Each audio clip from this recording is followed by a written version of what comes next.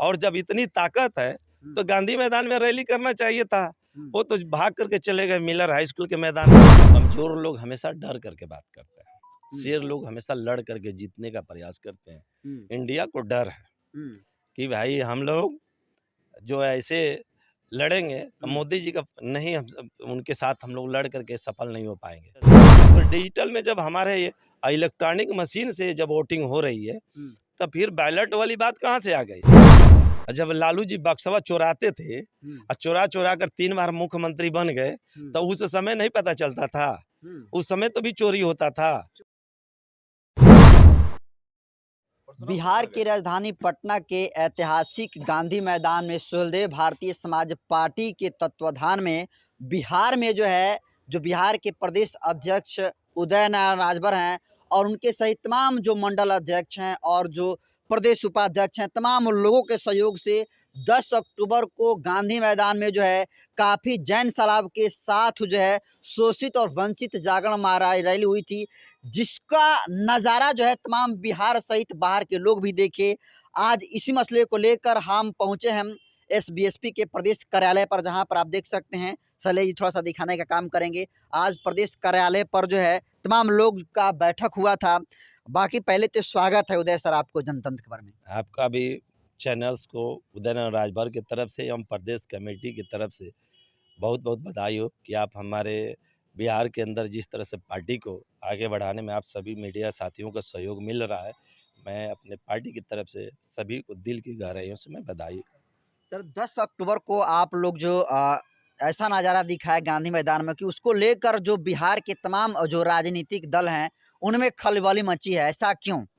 देखिए, खलबली मचने का ये कारण है कि जो हमारी लड़ाई है वंचित और शोषित समाज की, तो वंचित शोषित समाज को कोई भी पूछने वाला जो नहीं है, उसकी हमारी लड़ाई नेताजी लड़ रहे हैं। और जब वो वंचित शोषित समाज को एकत्रित किए, अभी जो कहता था ये गवर्नमेंट्स ने कि जाति है ही नहीं, जिस जाति को अभी तक बिहार के मुख्यमंत्री नहीं मानने को तैयार थे, लेकिन अब मैं देखता हूं कि उनके तमाम हमारे पास, ये देख रहे होंगे छोटा से तो कार्यालय है बिहार में हमारी पार्टी का, लेकिन यहाँ लगभग दलों का विधायक हमारे पास आते हैं मिलने के लिए। अच्छा। और जब विधायक जब आते हैं मिलने के लिए तो यही कहकर जाते हैं, अध्यक्ष जी एक बड़ा कार्यालय खोलते।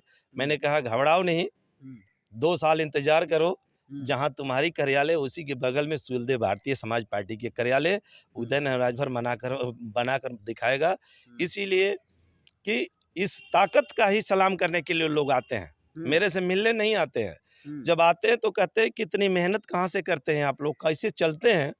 मैंने कहा कि ये जो है हमारे नेताजी का दिया हुआ आशीर्वाद है और उस आशीर्वाद के बदौलत पूरे बिहार के अंदर सुहेलदेव भारतीय समाज पार्टी के समस्त प्रदेश और लेकर ग्रामीण स्तर तक के नेता रात दिन मेहनत कर रहे हैं और पार्टी को सत्ता में पहुंचाने के लिए ये हमारी संघर्ष जारी है।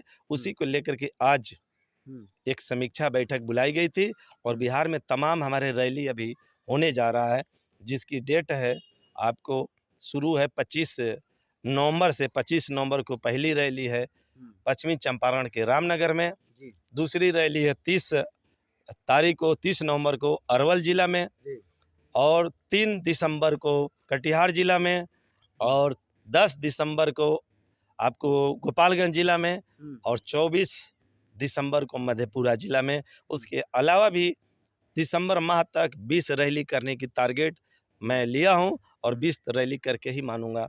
अभी डेट मैं 1-2 दिन में और भी आपको फाइनल कर दूंगा, लेकिन 20 रैली करके अपनी पार्टी को सत्ता में पहुंचाने के लिए तमाम नेताओं से मैं अपील किया हूं कि रात दिन संघर्ष करिए और हम लोग सत्ता में पहुंचा कर ही मानेंगे। इसी की तैयारी को लेकर के हम लोग दौड़ लगे।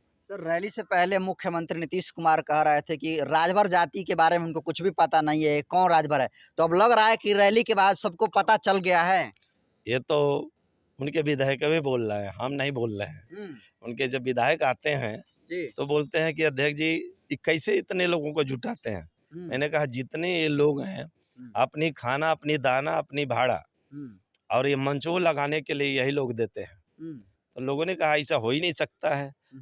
जो आप लोग मीडिया के साथी सभी लोगों ने घूम घूम करके पूछा, लोगों को ये लगता है कि ओम प्रकाश राजभर जी उत्तर प्रदेश से लेकर के आते हैं, तो उत्तर प्रदेश से केवल मैं नेता को बुलाता हूं और जब भी मैं कार्यक्रम होता है बिहार में, मैं अपने नेताजी से निवेदन करता हूँ कि आप आइए, आपके साथ 2 4 5 नेता आ जाएँ।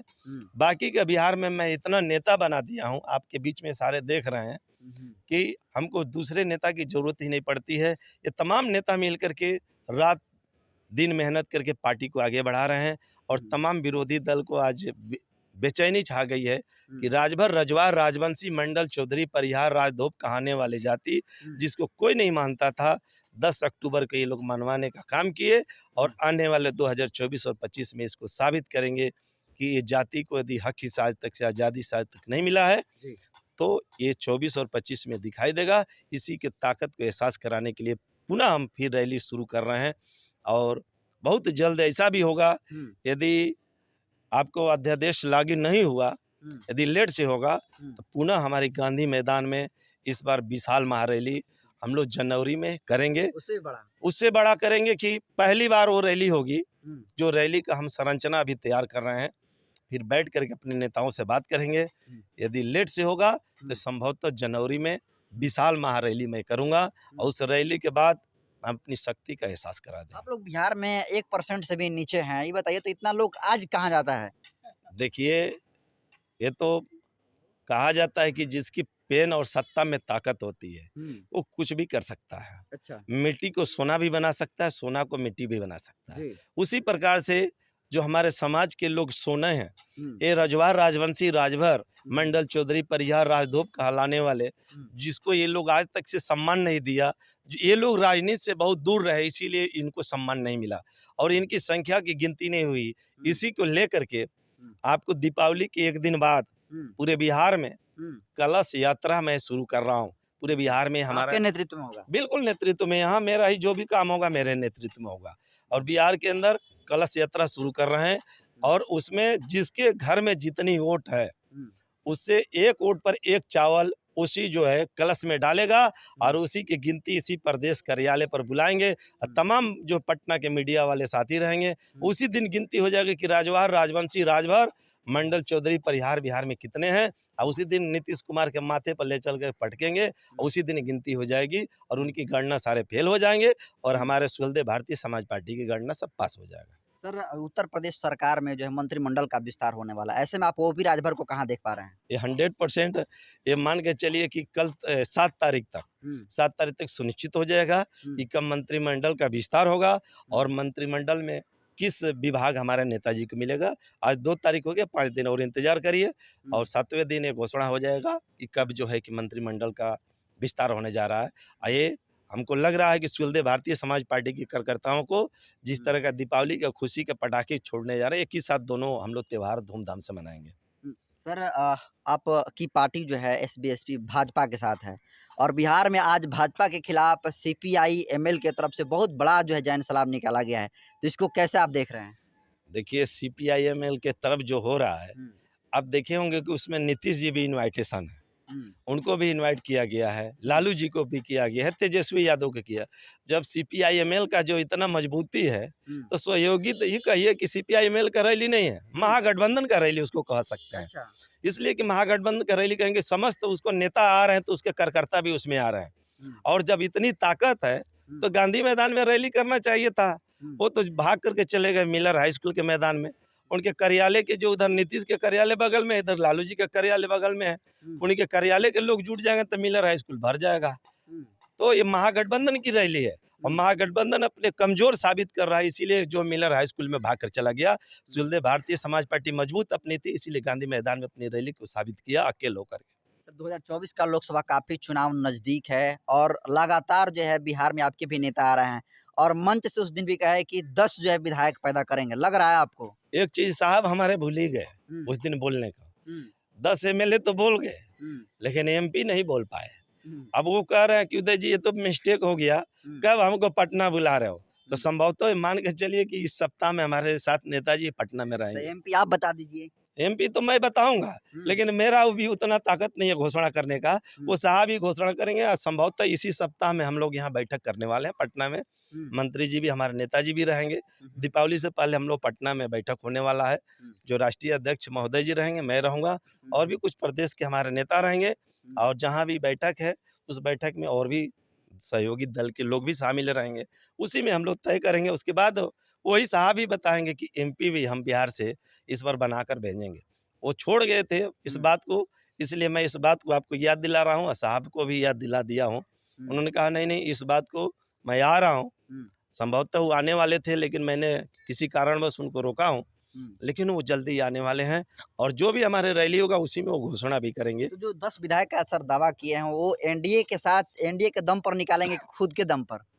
देखिए, अभी हमारी जो बिहार में हमारे एनडीए की तरफ से कोई भी घोषणा नहीं हुआ है, ना हमारे तरफ से कोई घोषणा हुआ है। लेकिन हमारी जो गठबंधन हुआ है, देश स्तर पर ही हुआ है। जो औपचारिक घोषणा रह गया है, उसी को लेकर हम लोग तमाम यहाँ बैठक कर रहे हैं और हमारे राष्ट्रीय अध्यक्ष महोदय जी आने वाले हैं। बहुत जल्दी आपके बीच में मैं दिखाऊंगा और हम लोग पहला काम है राज्यपाल से मिलना। हम लोग जो जाति जनगणना में गलत हुआ है, ये राज्यपाल से हम लोगों की बात हो चुकी है और राज्यपाल से मैं बहुत जल्दी ही आपको मिलते हुए हमारे राष्ट्रीय अध्यक्ष जी और मैं वहाँ पर मिलूंगा और उसके बाद ही वो तय कर देंगे कि बिहार में हम लोग के एनडीए के साथ रहना है कि अलग चुनाव लड़ना है। लेकिन हम लोग 40 लोकसभा पर बूथ स्तर तक का हम लोग तैयारी कर रखे हैं और नहीं होगा तो हम लोग 40 लोकसभा पर अकेले अपने दम पर चुनाव लड़ेंगे बिहार के अंदर। सर, एक आखिरी सवाल कमेंट के माध्यम से हमारे पास आता रहता है। 2024 का लोकसभा चुनाव है, तो ऐसे में क्या लग रहा है, उदय राजभर जी लोकसभा का चुनाव लड़ेंगे या नहीं? देखिए, ये पार्टी डिसाइड करेगी, ये पार्टी के हमारा नेता डिसाइड करेंगे। हम तो एकदम भिखारी हैं। भिखारी का मतलब ये समझ लीजिए कि पूरे बिहार को चला रहे हैं। देखिए, बिहार के चला रहे, लेकिन भिखारी है ना, हम मानते हैं कि मैं भिखारी हूँ, लेकिन पार्टी तो चल रही है। तो पार्टी चल रही तो पार्टी के नेता और कार्यकर्ता हमारा डिसाइड करेंगे कि प्रदेश अध्यक्ष चुनाव लड़ेंगे कि नहीं लड़ेंगे। हम अपने मन से तय कर लेंगे, तो ये अच्छी बात नहीं है। ये जब चाहेंगे लोग तो मैं चुनाव लड़ूंगा। हमारा राष्ट्रीय अध्यक्ष महोदय जी का यदि सिग्नल आएगा कि उदय जी चुनाव की तैयारी करना है, ऐसे मैं कई लोकसभा पर अपनी टीम को गठित करके काम करवा रहा हूँ। हमारी टीम काम भी कर रही है और जैसे उधर का सिग्नल आएगा उसी दिन के बाद आपको रेस में दिखाई देगा। अभी हम लोग शांति हैं, बस केवल अंदर अंदर अपने काम को मजबूत अपने पार्टी को करने में लगे हैं। एक आखिरी और अहम सवाल, पूरे देश भर में जो है एनडीए वर्सेस इंडिया गठबंधन का माहौल है। ऐसे में इंडिया गठबंधन का ये कहना है कि 2024 का लोकसभा चुनाव जो है ईवीएम से ना कराकर बैलेट पेपर से कराया जाए। तो इस पर जो है सुहेलदेव भारतीय समाज पार्टी का क्या स्टैंड है? कमजोर लोग हमेशा डर करके बात करते हैं, शेर लोग हमेशा लड़ करके जीतने का प्रयास करते हैं। इंडिया को डर है कि भाई हम लोग जो ऐसे लड़ेंगे तो मोदी जी का नहीं, हम उनके साथ हम लोग लड़ करके सफल नहीं हो पाएंगे। इंडिया तो हमको नहीं लग रहा है कि लोकसभा आते आते रहेगा। अभी आप देख रहे हैं कि उधर से अखिलेश यादव जी भी सिंगल जाकर मध्य प्रदेश में चुनाव लड़ रहे हैं, उधर से नीतीश जी भी जाकर सिंगले चुनाव लड़ रहे हैं और कांग्रेस भी सिंगले चुनाव लड़ रही है। तो हमको तो नहीं लग रहा है कि जो ये अपना गठबंधन ये लोग बनाए हैं ये ठगबंधन की तरफ चला जाएगा और एनडीए की सरकार पुनः जो है देश के अंदर प्रधानमंत्री नरेंद्र मोदी बन जाएंगे, क्योंकि ये लोग वही चाहते भी हैं। ये लोग लड़ाई नहीं लड़ना चाहते हैं, ये लोग केवल दिखावा दिखाते हैं कि हम लोग एक अलग गठबंधन बना रहे हैं और गठबंधन इनके पास कुछ नहीं है। 24 का जैसे ही सीट का बंटवारा होगा वैसे ही सारे लोग बिखर करके कोई इधर कोई उधर भाग कर चला जाएगा। बैलेट पेपर से चुनाव कराने की मांग। देखिए, मायावती ने भी उठाया है सवाल। ये मायावती जी उठाए चाहे इंडिया वाले लोग उठाए, ये समझ लीजिए ये डिजिटल जमाना हो गया है। मैं आपको कहूं कि ये मोबाइल रख दीजिए तो आपका चैनलों नहीं चलेगा। अब ये जो हाईलाइट में आज के डेट में डिजिटल जमाना सब खोज रहा है, कोई कैशलेस भी जमाना आ गया है, तो ये डिजिटल की वजह से। तो डिजिटल में जब हमारे इलेक्ट्रॉनिक मशीन से जब वोटिंग हो रही है तो फिर बैलेट वाली बात कहाँ से आ गई? सब लोग आरोप लगा रहे हैं कि हैक किया जा सकता है ईवीएम मशीन को। जब लालू जी बक्सवा चोराते थे और चोरा कर 3 बार मुख्यमंत्री बन गए तो उस समय नहीं पता चलता था, उस समय तो भी चोरी होता था। चोरी करके ये बने थे, 100% बने थे। अब काहे नहीं बन पा रहे हैं? अब बन कर तो दिखाएं, अब नहीं बनेंगे। इसलिए कि सब लोग जागरूक हो गया है। पता आपको भी चला होगा कि इनके सारे जो बैलेट कहीं गंगा जी में पकड़ा रहा है तो कहीं पकड़ा जा रहा है। आज बैलेट से भी होगा तो जब हारेंगे ये लोग तो कहेंगे बैलेट में मोदी जी उठा कर लेकर चला गया गुजरात। तो ये देखिए, कमजोर लोगों का खाली ये बात है, जो मजबूत होता है वो लड़ने की क्षमता रखता है। अभी जहाँ लोग जीत जाते हैं तो कहते हैं नहीं वही सही है, आया भी ईवीएम में सही है। जब हारते हैं तो कहते हैं ना बैलेट से होना चाहिए। तो अब ये जो चुनाव लड़ रहे हैं 5 राज्यों में लोग, तो 5 राज्य का बहिष्कार क्यों नहीं किया? कहते हैं कि हम लोग चुनाव नहीं लड़ेंगे आपके खिलाफ, ऐसी अकेले सरकार बना लीजिए, हम लोग नहीं जानेंगे चुनाव लड़ने के लिए। तब मैं मानता, चुनाव ही लड़ रहे हो, इधर कह रहे हो कि नहीं ईवीएम खराब है, तो नहीं लड़ो, चुनाव का बहिष्कार करो। तब मैं मानता कि नहीं ये लोग राजनीति कर रहे हैं। ये लोग राजनीति नहीं कर रहे हैं, ये लोग केवल अपनी रोटी सेक रहे हैं, लोगों को बहला फुसला रहे हैं। लेकिन अब ये बिहार में भी नहीं चलेगा। बिहार के अंदर सुहेलदेव भारतीय समाज पार्टी अपने ताकत के बल पे इन लोगों को मजबूर कर देगी कि बिना इनकी सरकार किसी को बिहार में हम लोग नहीं बनने देंगे। तो देखिए कि तमाम जो है सुहेलदेव भारतीय समाज पार्टी के दिग्गज जो नेता कहे जाते हैं, तमाम नेता जो है आज प्रदेश कार्यालय पे आए हैं और तमाम देखिए मसलों को लेकर जो एसबीएसपी के प्रदेश अध्यक्ष जो उदय नारायण राजभर ने अपना सवालों का जवाब दिए। इसको आप कैसे देखते हैं कमेंट कर दीजिए। और यह वीडियो जनतंत्र पर के यूट्यूब चैनल पर देख रहे हैं, चैनल को सब्सक्राइब कर लीजिए। फेसबुक पेज पर देख रहे हैं तो पेज को फॉलो कर लीजिए। बाकी मैं नरेंद्र बसंत हूँ, कैमरे पर साथी हैं शैलेश जी। बहुत बहुत धन्यवाद।